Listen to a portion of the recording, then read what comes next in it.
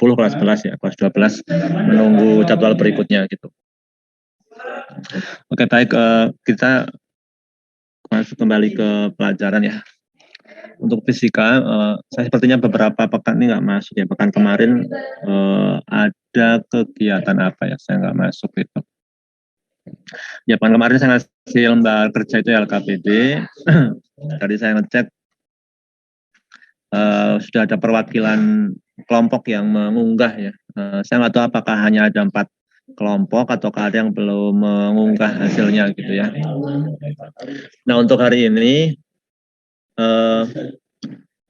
untuk melanjutkan yang materi fisika kuantum ya. Yang pertama saya sudah mengunggah yang PowerPoint-nya itu di Google Classroom ya. Kemudian saya juga melampirkan juga beberapa video. Video mungkin ada hal-hal yang belum dipahami, silakan bisa menyimak dari video itu ya. Itu ada 3 video, insya Allah bisa saling melengkapi ya. Kalau yang 2 video itu video berurutan ya, berurutan, terus 1 lagi itu isinya hampir sama, jadi hanya sebagai pelengkap ya. Mungkin kalau kita menyimak dari 1 sumber itu masih belum bisa mencerna atau memahami isinya gitu. Tapi kalau misalkan lebih dari 2 sumber itu biasanya kita lebih terbantu memahami gitu ya.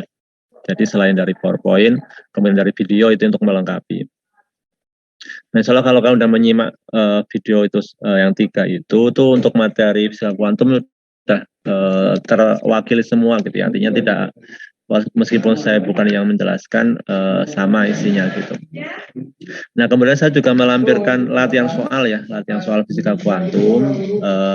Silakan dicoba ya, dicoba. Saya lihat jadwal. Kita ada jadwal itu sampai jam 10.45 ya, 10.45. Jadi sekarang dari jam 9 ini sampai jam 10 ya, kalian kerjakan tuh soal yang bentuknya PDF itu. Silakan, bukan tugas ya, tapi untuk latihan soal ini, latihan soal. Nanti jam 10 saya upayakan masuk lagi ke sini ya, ke Google ke Zoom lagi, meskipun saya sedang rapat tapi saya usahakan jam 10 bisa masuk lagi untuk nanti kita bahas ya, kita bahas soal tersebut. Artinya kalau sudah benar ya alhamdulillah, kalau ada yang terkendala mengerjakan ya nanti kita diskusikan ya, kita diskusikan untuk mencari jalan keluarnya gitu. Nah, mungkin itu ya untuk kegiatan belajar hari ini. Termasuk kalau ada yang ditanyakan juga saya persilakan ya, sebelum saya ke GSG untuk rapat, silakan kalau ada yang mau ditanyakan lebih dahulu, saya kasih waktu ya untuk bertanya. Silakan kalau ada yang mau bertanya sebelum saya rapat dulu. Kalian mengerjakan soal yang di PDF. Itu ada 20 soal PG ya, ada 20 soal pilihan ganda. Sudah cukup untuk latihan soal mewakili materi bab fisika kuantum gitu ya. Silakan kalau ada yang mau ditanyakan.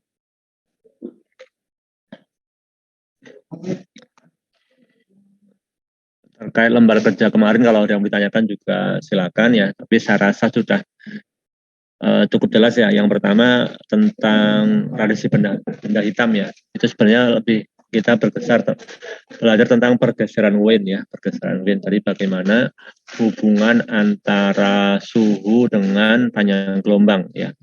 Kalau suhunya semakin tinggi, panjang gelombangnya bergeser ke kanan ya, artinya semakin pendek gitu. Yang kedua tentang efek fotolistrik ya, efek fotolistrik. Itu juga nanti membahas, ada mencari hubungan ya, misalkan pengaruh intensitas ya, pengaruh intensitas itu seperti apa, kemudian pengaruh tegangan seperti apa gitu ya. Nah, efek fotolistrik ini seperti yang pernah saya sampaikan itu berhasil membuat Einstein itu mendapatkan Nobel ya, Nobel dari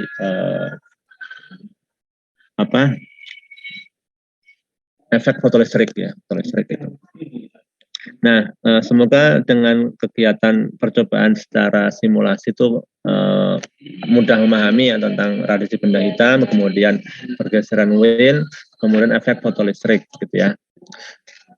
Nah, saya ingat 2 pekan yang lalu ya, itu pernah menjelaskan materi kalau nggak salah sudah sampai efek Compton kalau nggak salah ya, efek Compton gitu ya.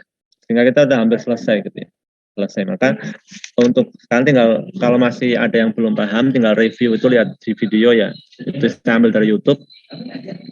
Ya, jadi kalau misalkan mau nambah referensi juga silakan di YouTube banyak sekali. Tinggal kalian pilih apakah radiasi benda hitam atau fisika kuantum kelas 12 gitu ya, untuk ketambahan referensi. Kemudian dicoba latihan soalnya. Nanti kalau soalnya udah bisa dikerjakan ya berarti bab ini sudah saya anggap selesai nanti gitu ya. Itu ada pertanyaan nggak?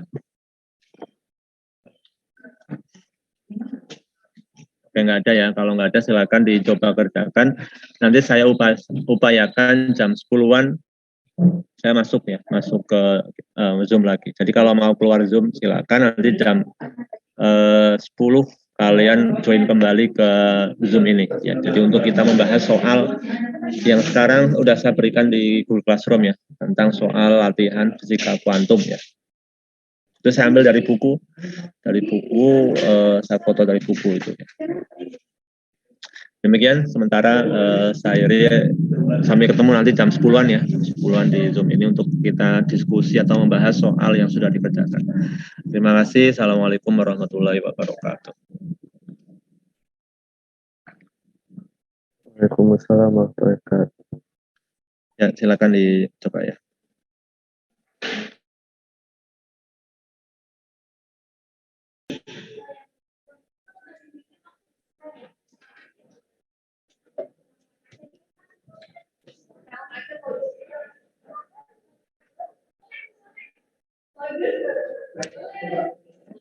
Halo.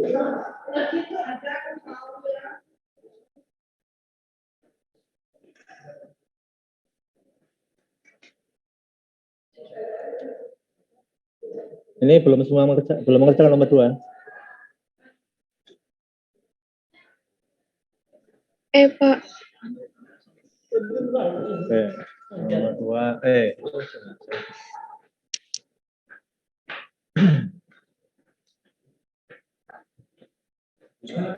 Ya, nomor 2 jawabannya ya, 0,55 Armstrong gitu.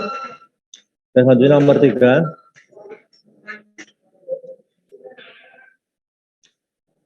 Nomor 3 berapa?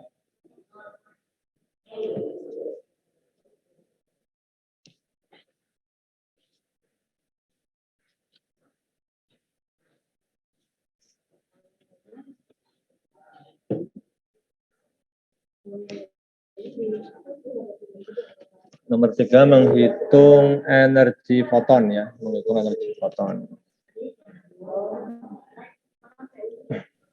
Bukan, Bu.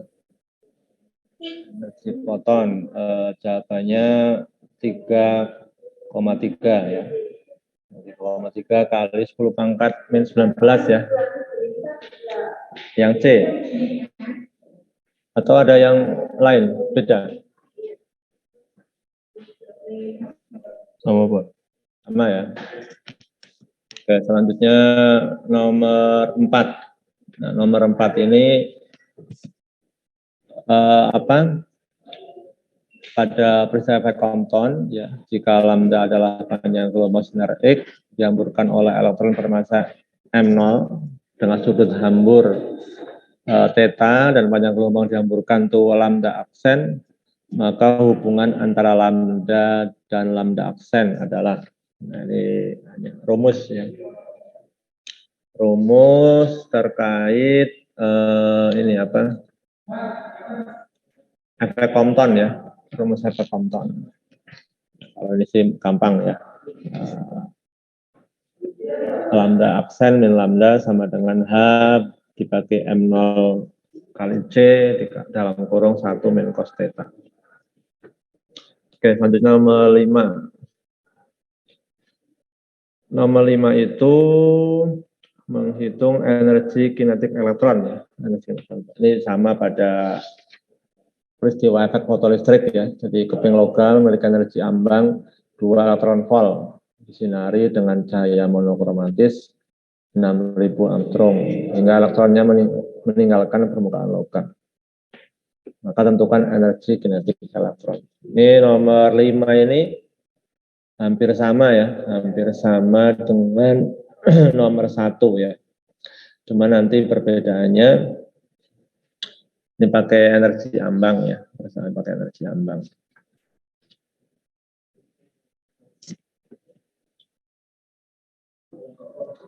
Oke, nomor 5 yang mana jawabannya? Jawabannya yang A ya, 0,1 kali 10 pangkat min 19 ya. Nah, jadi kalau memang sudah dapat kita langsung, nanti kalau ada soal yang mengalami kesulitan atau di PG-nya nggak ditemukan ya baru kita bahas. Dan nomor 6 itu soal teori ya, soal teori mengenai pernyataan berikut yang menunjukkan peristiwa Compton ya, dari A, B, C, D dan E itu yang mana gitu. Misalkan yang A, permukaan logam ditembaki elektron bertenaga tinggi menghasilkan pancaran gelombang elektromagnet. Benar atau salah itu?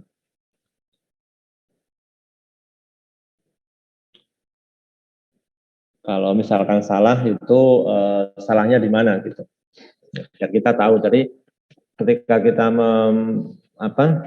mengerjakan ya soal teori itu harus bisa membedakan yang benar dan yang salah gitu. Kalau yang salah itu berarti benernya seperti apa.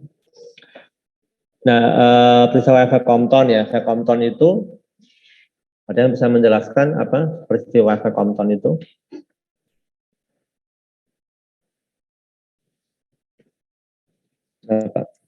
Efek Compton itu yang ini ya Pak, yang sinar X, yang energinya tinggi, terus nabrak elektron, terus elektronnya ntar kepencar gitu, terus sinar X-nya kepantul lagi, tapi energinya jadi lebih rendah gitu, yang kepantul. Iya.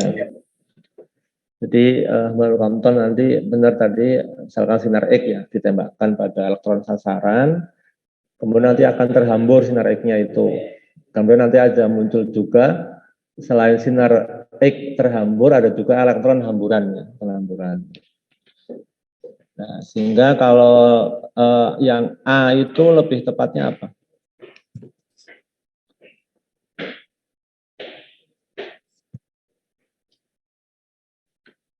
Kira-kira yang A bukan?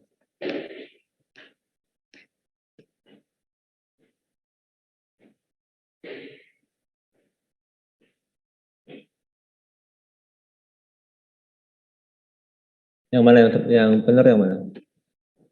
A, B, C, D, E.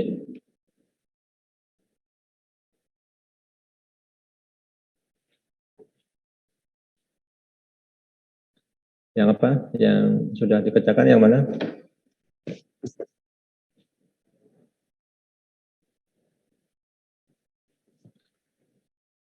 Hamburannya itu panjang gelombangnya jadi lebih panjang atau lebih pendek gitu? Kalau pada efek Compton.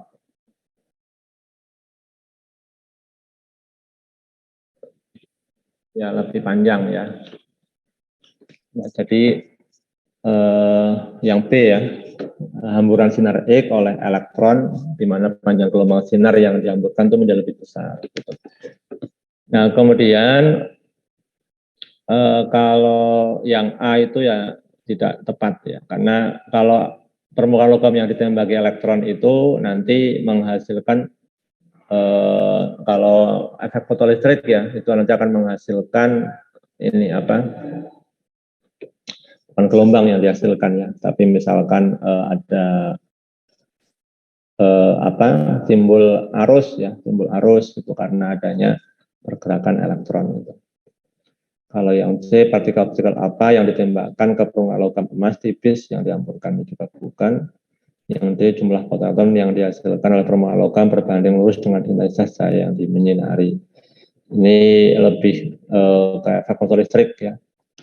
Permukaan logam yang disinari menghasilkan fotoelektron dan menghasilkan arus listrik. Ini juga lebih ke efek fotolistrik lebih dekatnya gitu. Nah, nomor 7 cahaya dengan panjang gelombang 500 nanometer meradiasi permukaan logam yang fungsi kerjanya 1,96 kali 10,19 Joule. Maka besarnya energi kinetik maksimum foto elektron tersebut adalah yang nomor 7 juga menghitung energi kinetik ya, energi kinetik. Modelnya ya hampir sama kayak nomor 1 ya. Nyari EK, di sini ada panjang gelombang radiasinya, ada fungsi kerjanya, gitu ya, fungsi kerjanya. Oke, nomor 7 berapa jawabannya? Yang mana?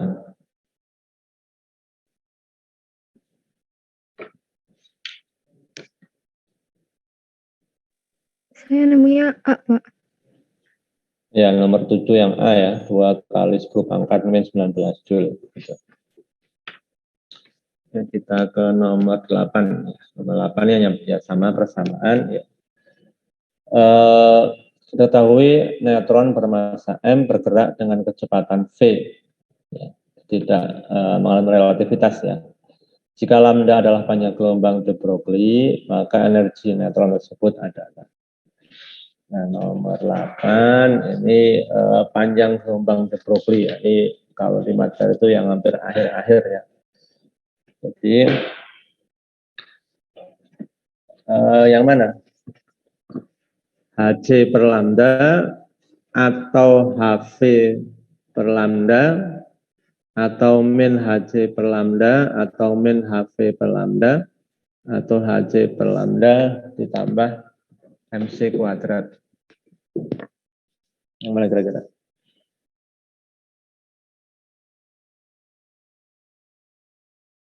Yang A, B, atau B.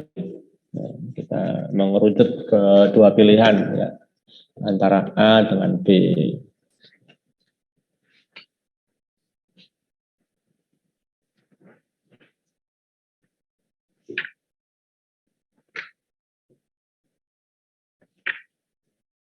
Ini energi ya, energi neutron.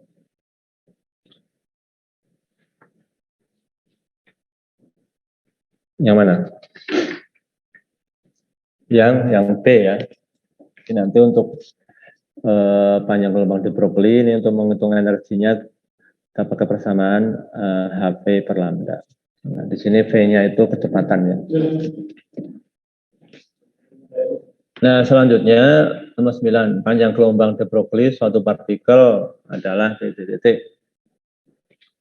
Apakah sebanding dengan momentumnya ataukah berbanding terbalik dengan momentum atau tidak tergantung pada tetapan Planck atau sebanding dengan konstanta Rydberg atau tidak tergantung pada energi partikel. Yang mana kira-kira?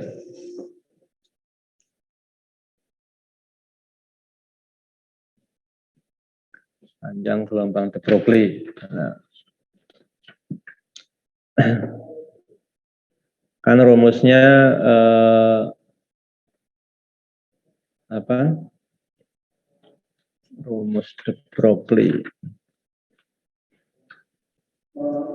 Lambda kan sama dengan H per MV ya. Lambda sama dengan H per MV sama dengan H per P ya. Jadi panjang gelombang de Broglie itu rumusnya H dibagi momentum ya. Sehingga sebanding atau terbalik dengan momentumnya. Terbalik ya Pak. Ya, terbalik dengan momentumnya ya. Karena lambda sama dengan H dibagi momentumnya. Nomor 10, sebuah partikel yang punya massa M bergerak dengan kecepatan V. Jika tetapan Planck adalah H, maka panjang gelombang partikel adalah nomor 10. Yang mana? Untuk panjang gelombang partikelnya. Pak. Ya, yang E ya, H per MV. Di atas spektrum berikut yang memiliki suhu paling tinggi adalah inframerah, sinar kuning, sinar hijau, sinar biru, ultraviolet. Yang mana? Yang memiliki suhu paling tinggi?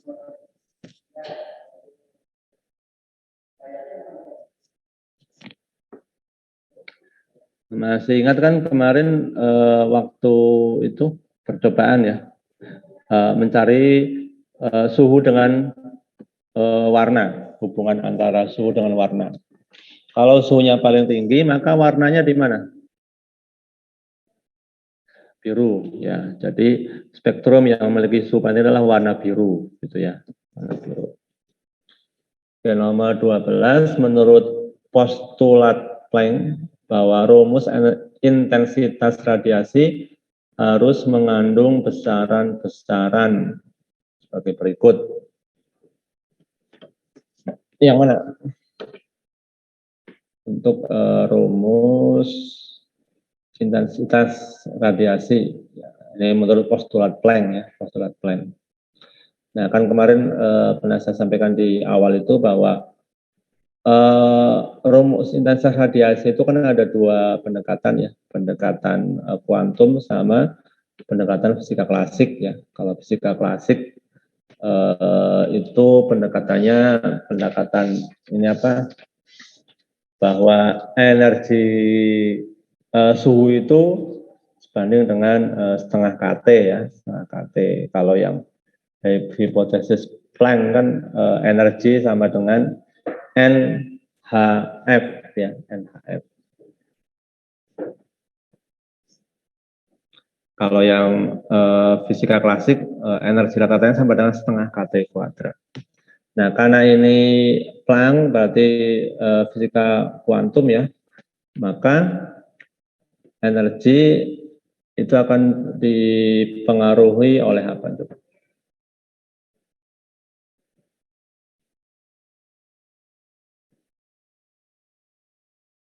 Yang mana? A, B, C, D, E? Yang sudah menjawab, dijawab yang apa? Nomor 12.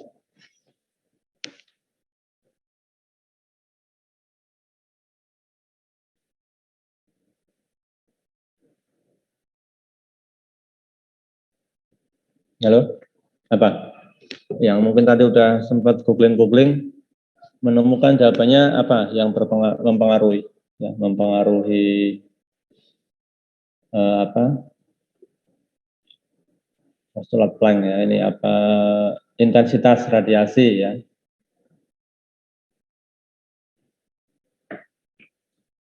Yang mana jawabannya?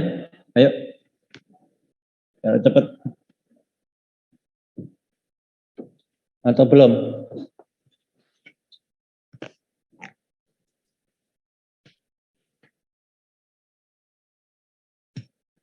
Sudah belum? Nomor 12?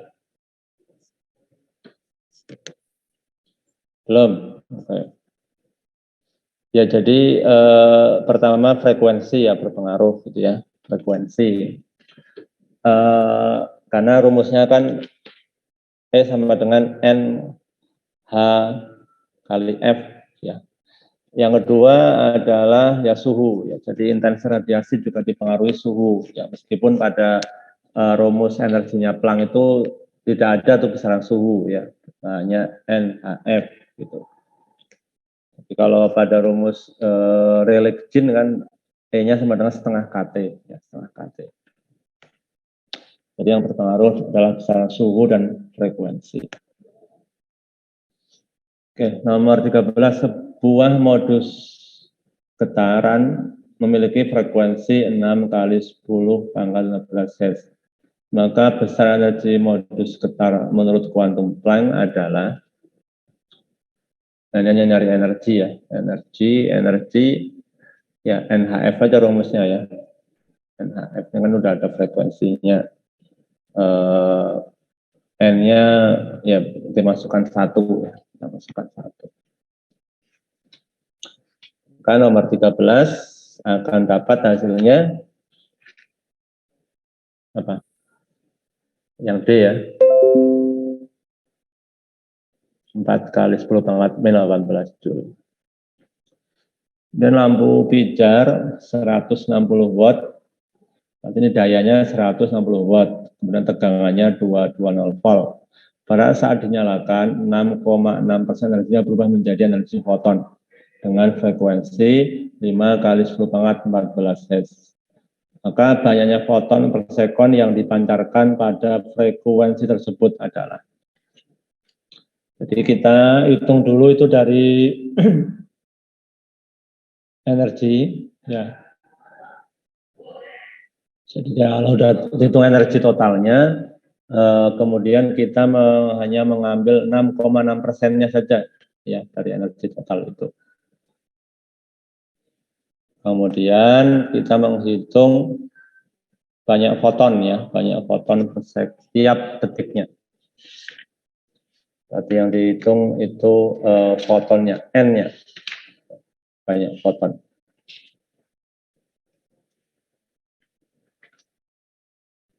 Nah, ini pakai rumus E sama dengan NHF, ya, NHF. E-nya itu kita ambil dari 160 watt. Nah, kalau 160 kan daya, ya, daya. Kita hitung dulu energinya. Energi, ya, masih ingat kan rumusnya, hubungan antara energi dengan daya, gitu ya.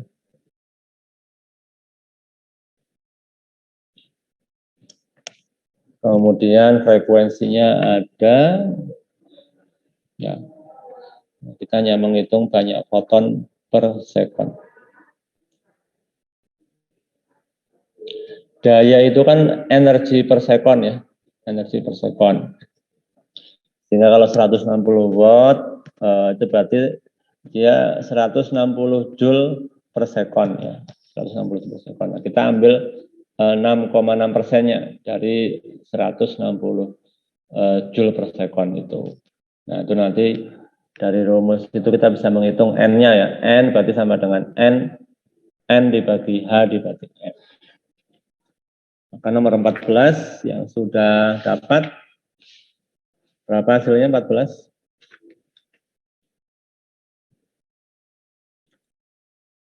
Ya, D, ya, akan dapat nanti 3,2 kali 10 pangkat min 19. Gitu. Kalau ada yang kesulitan, sampaikan, ya, Pak, saya belum menemukan, gitu, ya, nanti kita diskusikan, ya. Dan selanjutnya nomor 15. Ini kita waktunya habis, ya, sampai jam 10.45, ya. Terus terakhirlah nomor 15 ini, nomor 15. Nomor 15, dari hasil percobaan dapatkan ketelitian pengukuran momentum sebuah elektron adalah 3,4 kali 10 pangkat min 24 Newton per sekon. Jika dikali konstanta Planck 6,63, ketidakpastian pengukuran posisi elektron. Ya, ini kita menghitung ketidakpastian, ya, rumus rumus ketidakpastian. Sudah baca di materi ada, ya, ketidakpastian Heisenberg, gitu, ya, yang ketidakpastian posisi, ya, delta P kali delta X lebih besar sama dengan H, ya, gitu. Atau delta P lebih besar sama dengan H per lambda.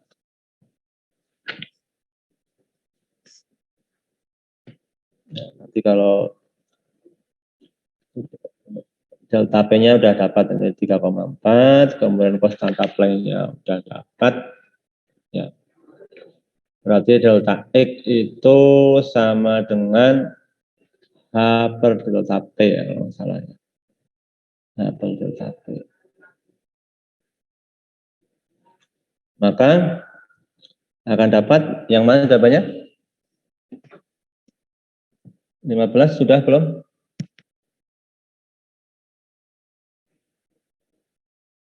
Ada yang udah? Belum, Pak. Belum, ya. Jadi itu kalau nggak salah di slide saya itu di PPT ada di paling akhir, ya, yang teori ketidakpastian Heisenberg. Nanti rumusnya delta P dikali delta X sama dengan H, ya, atau lebih besar sama dengan H, gitu. Ya, sehingga kalau kita mencari delta X ini kan ketidakpastian posisi, ya, delta X sama dengan H dibagi delta P. Berarti hanya itu kan konstanta Planck 6,63 kali 10 pangkat min 34 dibagi 3,4 kali 10 pangkat 24. Ya, nanti kalau kita hitung dapat itu 1,95 ya, kali 10 pangkat min 10. Baik, itu jam 10.49 ya, mungkin terganti mapel selanjutnya. Mohon maaf kalau pertemuannya hanya sebentar ya, karena dia ada banyak rapat hari ini gitu. Mohon maaf. Silakan nanti kalau yang ditanyakan terkait materi ini, silakan boleh ditanyakan di WA ya. Saya anggap selesai untuk bab ini. Itu nanti kalau masih kesulitan juga bisa melihat lagi tayangan video yang di Google Classroom ya. Kemudian pekan depan kita akan masuk bab baru ya, bab baru. Demikian, terima kasih atas perhatiannya. Saya Ria, assalamualaikum warahmatullahi wabarakatuh. Terima kasih, Pak. Waalaikumsalam. Ya, terima kasih banyak, Pak. Makasih banyak, Pak. Ya, saya keluar ya, mungkin ada guru mau masuk.